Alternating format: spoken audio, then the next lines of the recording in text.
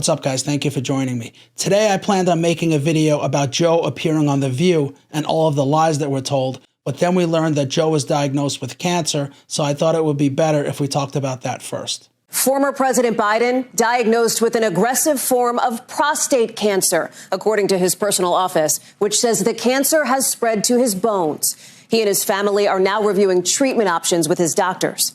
Tonight, prayers pouring in for former President Biden after his personal office today revealed that he has an aggressive form of prostate cancer. Mr. Biden's office said the diagnosis came Friday.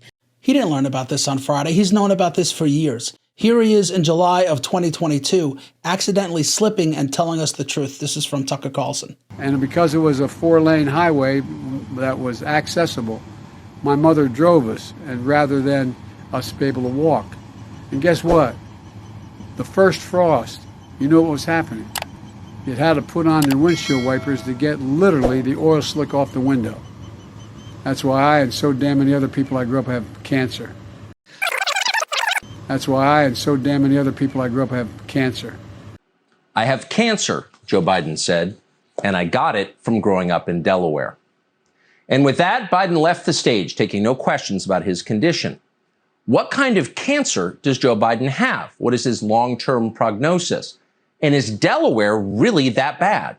Parts of it are not beautiful, that is true, but can an entire state be a carcinogen? At this point, we can't say.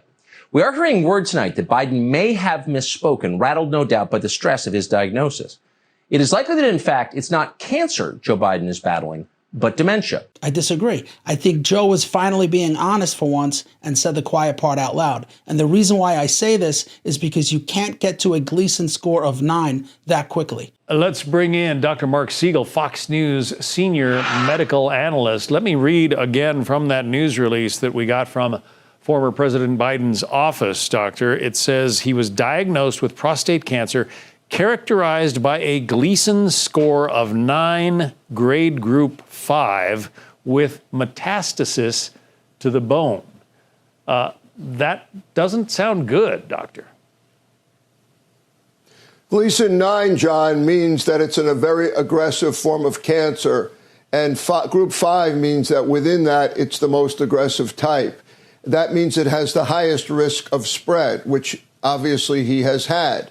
There's a lot of doctors that say it takes years for it to get this bad. We're going to start with Twitter. This is from Dr. Stephen Quay. The PSA blood test shows the rate of cancer cell growth. For even the most aggressive form, it is a 5 to 7 year journey without treatment before it becomes metastatic. It is highly likely that he was carrying a diagnosis of prostate cancer throughout his White House tenure, and the American people were uninformed. I absolutely believe that. Now they're saying that Joe's cancer is hormone sensitive. Here's Dr. Mark Siegel again. When they say that it is hormone responsive, that likely means that they think by decreasing testosterone, it can be a testosterone-dependent cancer, that it will respond. Why is this important? It's because the Democrats are saying they were transparent about Joe's health. It just didn't show up in his PSA screening. However, Dr. Quay reminds us non-PSA cancers are just 2% and are not hormone sensitive. If we can believe what we are told, that Biden's tumor is hormone sensitive, then it would have produced PSA. So because it's hormone sensitive, it would have been found in his PSA, which is something they check for in nearly every blood test. But the corrupt Democrats are going to claim they didn't check Joe's PSA. Even though he's already had skin cancer, has a son that died from brain cancer, and more than 50% of men over 80 have prostate cancer, they still did not check Joe's PSA levels. Listen to Dr. Samadi explain to you how that's not possible. Stage 4 is very difficult because they got to get the hormonal treatment. Now, they can go on for many years as long as the hormone is sensitive. That's another thing that they mentioned in the article is diagnosed with Gleason 9, metastases, and it's hormonal sensitive. Now, I don't know how they know this because they have to give the injections. The PSA has to go down to 0. And as long as he responds to these hormonal treatments, fine. He will be there. The day that he would become resistant to these hormones, unfortunately, then he has to go for chemotherapy, and the outcome and results of those are very poor, and most patients don't do well. Wait a minute. So you're saying that jumped out at you, the fact that they're stating in their statement, they say, the cancer appears to be hormone sensitive, which allows for effective management. You're saying, how would they know that this soon? Right, exactly. So if he was just a week ago, they had the prostate nodule. Within a week, they did the biopsy and they got the disease. So very quickly, within 1 week, based on the story that they're telling, they've been able to do the staging part and find out if the cancer is spread to the bone or not. But you have to give the injections and see if the patient responds. We don't know what his PSA is. If the PSA starts to go down, then that's when you know that he's hormonal sensitive. I don't know how they will be able to give all of this information from diagnosis to treatment to all of that within 1 week. The story doesn't make any sense. You get it? They would have to be checking Joe's PSA levels to know that the injections they were giving him were bringing his PSA down. That's how we know they were testing for it. Joe was getting his PSA levels checked. They just didn't want to disclose it. So those are 3 doctors that believe that Joe had this for a while. I'll give you another one. This is Dr. Cantacessa on Newsmax. People who get levels of exams like this, or the presidential type of an exam, would probably have had some imaging, either a CT or an MRI, where you would have picked something like this up. So there are multiple modalities that could have and should have picked this up. So I think the likelihood that this came out of nowhere is small, particularly since the time for progression to the time that it gets into the bones, this is not a brand new diagnosis, in my opinion. I think they've probably known about this for a while. Now, I know some are going to claim that this is biased because all of those doctors are on the right. We got Fox News, Newsmax, and Megyn Kelly. So, of course, they're going to claim there was a cover-up. Well, here is Dr. Ezek Emanuel. He's an oncologist and former senior advisor to Barack Obama. Well, doesn't it take some time for prostate cancer to develop to a point where it would spread to the bones? Oh, he's had this for many years, maybe even a decade, growing there and spreading. That's right. And as you point out, Joe, it's been around for a very long time in President Biden years. Exactly how many we don't know, obviously.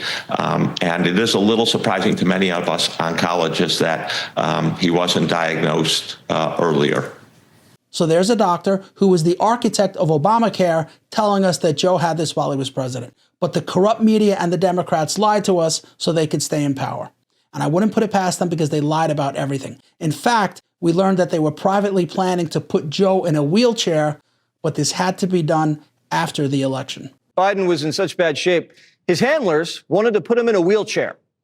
Joe Biden's physical deterioration was so severe in 23 and 24 that advisors privately discussed the possibility he'd need to use a wheelchair if he won re-election. One more fall, and Joe would have been asleep at the wheels. So the White House physician, Dr. Kevin O'Connor, was telling White House aides that President Biden's deterioration of his spine, the degeneration, was so significant that if he fell one more time, that he might have to be in a wheelchair and serve in a wheelchair for his second term. But everybody pushed off the notion that he use a wheelchair until after the election. Now, here's a question. If Joe has had this for years, why would he come out with this news now? Think like a Democrat. Remember, they're not like me and you. They are corrupt politicians. Everything they do is political. Everything, even when it comes to cancer. So why now?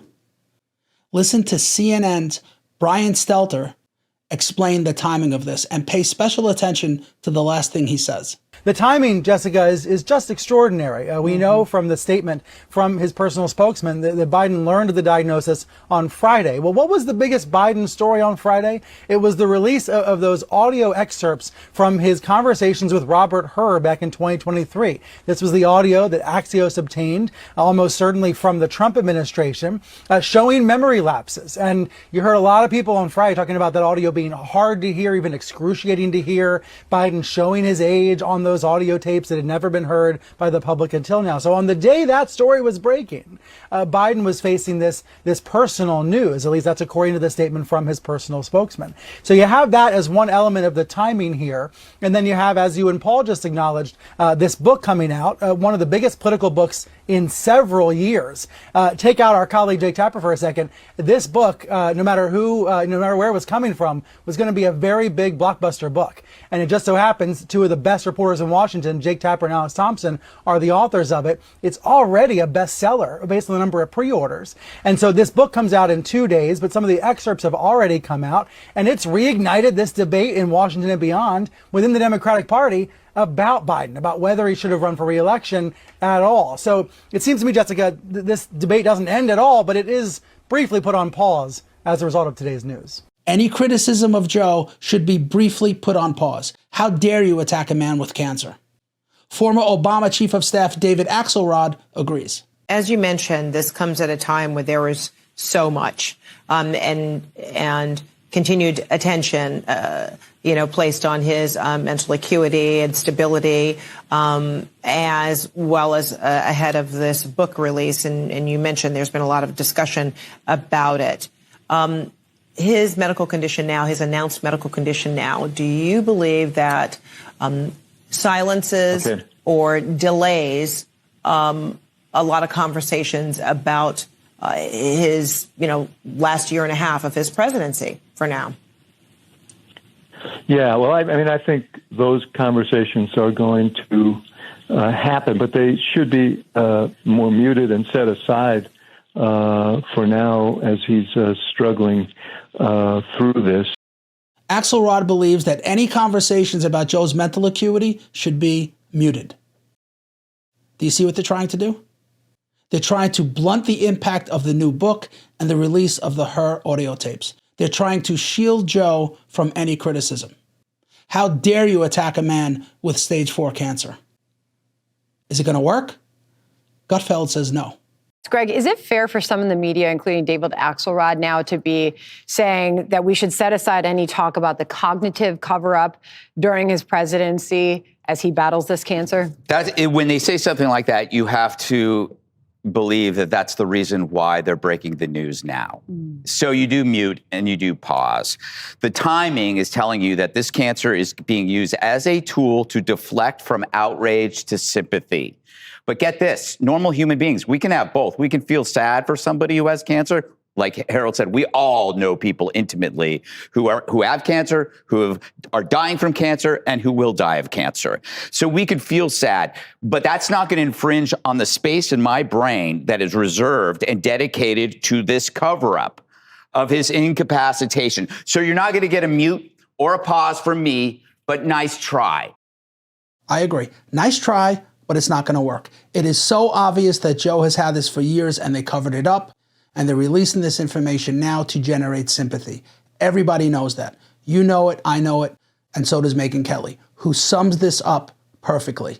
So no sooner does that book hit, it hits on Tuesday, and the audio of the Her special counsel investigation is posted on Axios by one of the co-authors of this same book, showing Biden was out to lunch. He was non-compos mentis. He was the daffy, old, very old great grandpa that you sometimes get seated next to at Thanksgiving, who drones on and on about Mongolia and how he fought sumo wrestlers and hit perfect bullseyes. And you have to pretend that you believe it and you think it's charming until you're really just looking around like, can someone save me from great grandpa?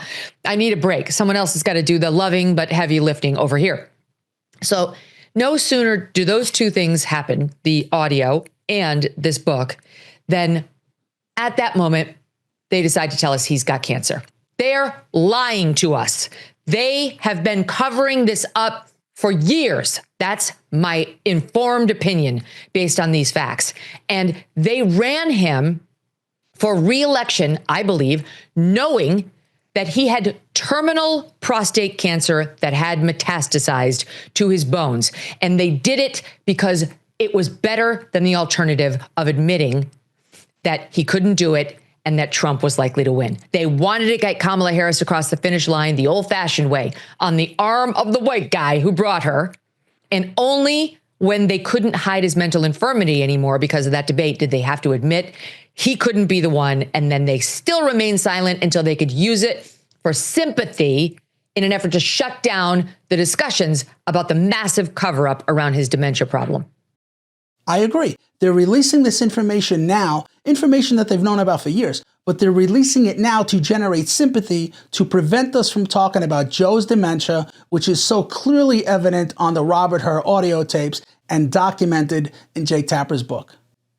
That's all I got for you on this one. I tried to keep it short. If I added the View video, it would have been way too long, and I want to be mindful of your time. I honestly hope that Joe gets better. If you watch any of my videos, you know I absolutely cannot stand the guy, but I don't wish for him to have cancer. It is a terrible disease.